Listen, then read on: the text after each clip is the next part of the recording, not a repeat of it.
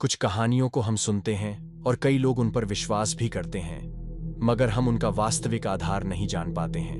वहीं दूसरी जगह कुछ लोक कथाएं ऐसी होती हैं जिनका वास्तविक आधार ही इतना रहस्यमयी और डरावना होता है कि हम उन पर विश्वास करने से पहले सोचते हैं, मगर जो वास्तव में हुआ हो उसको कोई कैसे नकार सकता है। आज मैं आप सबको ऐसे ही एक घटना के बारे में बताऊंगा जिसका आधार एक वास्तविक घटना से जुड़ा, जो कि इतनी रहस्यमयी और डरावनी है कि आप सोचने पर मजबूर हो जाएंगे। दियातलव पास इंसिडेंट सन 1959 में 9 लोगों के एक पर्वतारोही ग्रुप में से सभी सदस्यों की मौतें बहुत ही रहस्यमयी ढंग से हो जाती हैं। उनकी मौत का असल कारण क्या था, इसका आज तक कोई जवाब नहीं मिल पाया है। सन 1959 के जनवरी माह में उरल इंस्टीट्यूट के एक छात्र इगोर डायतलोव ने 7 पुरुषों और 2 महिलाओं के एक समूह को बनाया एक पर्वतारोहण के मिशन पर जाने के लिए।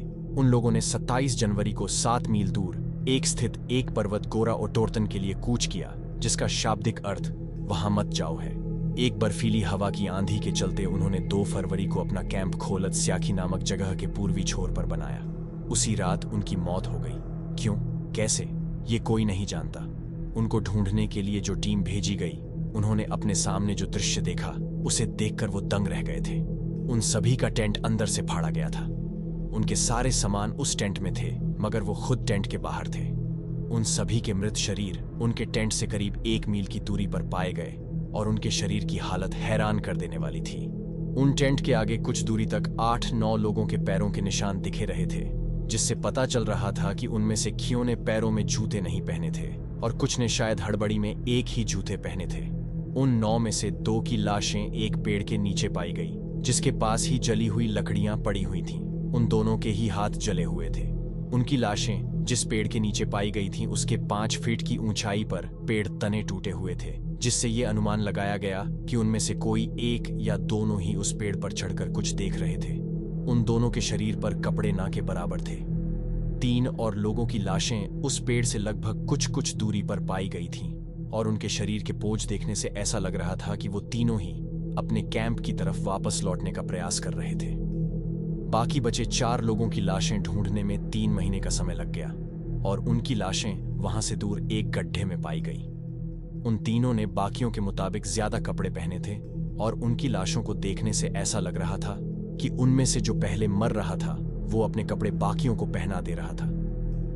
जब पहली 5 लाशें मिली तो जांच करने वाले अधिकारियों ने यह कहकर केस बंद करने को कहा कि इन सभी की मौतें अत्यधिक ठंड लगने से हो गई थीं। उन सभी के शरीरों पर कोई गंभीर चोटें नहीं पाई गई थीं, सिवाय एक को जिसके सर में छोटा सा कैक आया था। उनके कपड़े कम पहनने को पैराडॉक्सिकल अनड्रेसिंग का नाम दिया गया, जिसमें कि अत्यधिक ठंड लगने के कारण दिमाग और शरीर ठीक से काम करना बंद कर देता है और इंसान को अत्यधिक गर्मी लगने लगती है, जबकि वातावरण अत्यधिक ठंडा रहता है। मगर फिर भी सोचने वाली बात यह है कि जब उनके कपड़े टेंट में ही थे तो वो बाहर अपने कपड़े पहनकर क्यों नहीं गए, जबकि वो टेंट से अपना कैमरा निकालकर ले गए थे मगर कपड़े और जूते नहीं निकाले। मगर असली रहस्य और दहशत तब गहराया जब बाकी 4 लोगों की लाशें मिली। उनमें से 2 के शरीरों पर अत्यधिक गंभीर चोट के निशान थे। एक के सीने की हड्डियां पूरी तरह से थीं तो दूसरे के सर बुरी तरह से कुचला गया था। जांचकर्ता उनकी इस चोट को देखकर दंग रह गए, क्योंकि ऐसी चोटें किसी मानव के बस की नहीं थीं। ऐसी चोटें ऐसी थीं जैसी एक तेज रफ्तार गाड़ी से टकराकर आती है। मगर उससे भी ज्यादा चौंकने वाली बात यह थी कि उन दोनों के शरीर पर किसी भी तरह के चीट का कोई भी निशान नहीं था।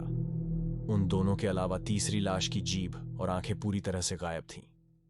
जांचकर्ता ये समझ नहीं पा रहे थे कि आखिर ये दिल दहला देने वाला काम किसका हो सकता है। और तो और उनमें से ज्यादातर के लाशों पर रेडिएशन भी पाए गए थे। इसी रहस्यमयी और दिल दहला देने वाली मौतें देखने के बाद जांचकर्ता एक ही निष्कर्ष पर पहुंच पाए कि उन सभी 9 लोगों की मौतें एक अप्राकृतिक और रहस्यमयी ऊर्जा की चपेट में आने से हुई। कई लोगों ने अपनी अपनी थ्योरी सुझाई।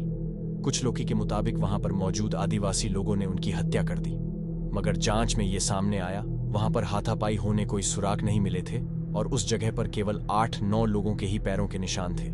उसके बाद भी वहां के आदिवासी लोगों से हुई बातचीत में ये बात सामने आई कि वो लोग उस जगह को छोड़कर बहुत पहले ही भाग गए थे। क्योंकि उन्हें उस जगह पर कुछ अजीब चीजों के होने का एहसास होने लगा था। कुछ लोगों ने यह बताया कि वहां पर किसी सीक्रेट रूसी मिशन की तैयारी चल रही और इन लोगों ने उस मिशन को देख लिया था, इसीलिए जवानों ने उन्हें मौत के घाट उतार दिया। इससे उनकी लाशों पर रेडिएशन पाए जाने की भी गुत्थी सुलझ जाती है। मगर सवाल ये उठे कि अगर रूसी जवान उनको मारना ही चाहते तो खुद पर इल्जाम लगाने को उनकी लाशें ऐसे क्यों छोड़ते कि वो मिल जाए और शक उन पर ही हो। जहां तक रेडिएशन की बात है, तो अगर रेडिएशन रूस के उस सीक्रेट मिशन के कारण था तो उस पूरी जगह पर रेडिएशन होना चाहिए था, जो कि नहीं था। कुछ लोगों ने कहा कि उनको येती नामक प्राणी ने मौत के घाट उतारा था।